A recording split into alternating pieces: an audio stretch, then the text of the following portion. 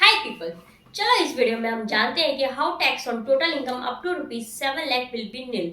So from 1 April 2023 new tax regime will be the default regime. That means अगर कोई salaried individual है उसका TDS deduct होगा as per the new tax regime, but at the time of return of filing you can also opt old tax regime. Here is the new slab rate which is applicable from 1st April 2023 to March 24. That means up to ₹3 lakh अगर किसी की total income होती है तो उसके ऊपर tax zero लगेगा। 3 to 6 होती है तो 5%, 6 to 9 होती है तो 10%, 9 to 12 होती है तो 15%, 12 to 15 होती है तो 20%। अबव 15 लाख अगर किसी की टोटल इनकम होती है तो उसके ऊपर टैक्स लगेगा 30%। काफ़ी क्लाइंट पूछते हैं कि इस स्लैब रेट से तो पता ही नहीं चलता, अगर किसी की टोटल इनकम 7 लाख तक है उसके ऊपर कोई टैक्स नहीं है। So let's give you an example. Before opting new tax regime you have not eligible to claim HRA exemption, LTA exemption, interest on borrowed capital, और आप इन्वेस्टमेंट नहीं करा सकते हो एटीसी में, एटीडी में, उसका आपको एलिजिबल नहीं हो सकता अगर आप न्यू टैक्स रेजिमे सेलेक्ट करते हो।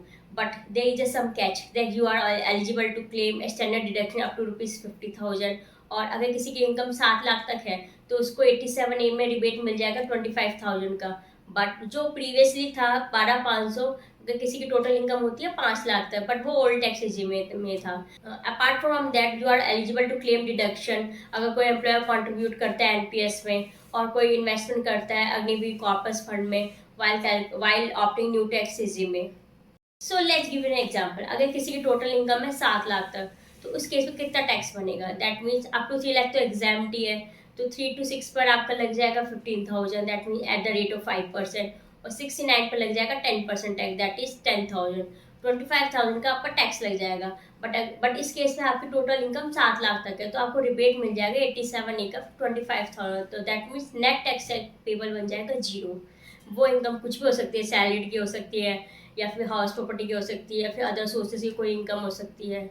बट इस केस में मैं कैपिटल गेन के अपनी ओपिनियन रिजर्व रखती हूँ।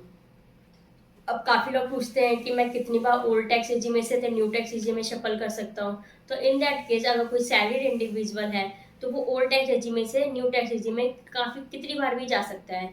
बट कोई बिजनेस है, किसी का कोई बिजनेस है, या फिर कोई प्रोफेशनल है और कोई फ्रीलांसर है, वो लाइफ टाइम में एक बार ही जा सकता है। दैट मीन्स अगर कोई करंट ईयर में मैंने न्यू टैक्स रेजिमे सेलेक्ट किया तो नेक्स्ट ईयर मुझे ओल्ड टैक्स रेजिमे में लाइफ टाइम में एक बार ही सेलेक्ट कर सकती हूँ।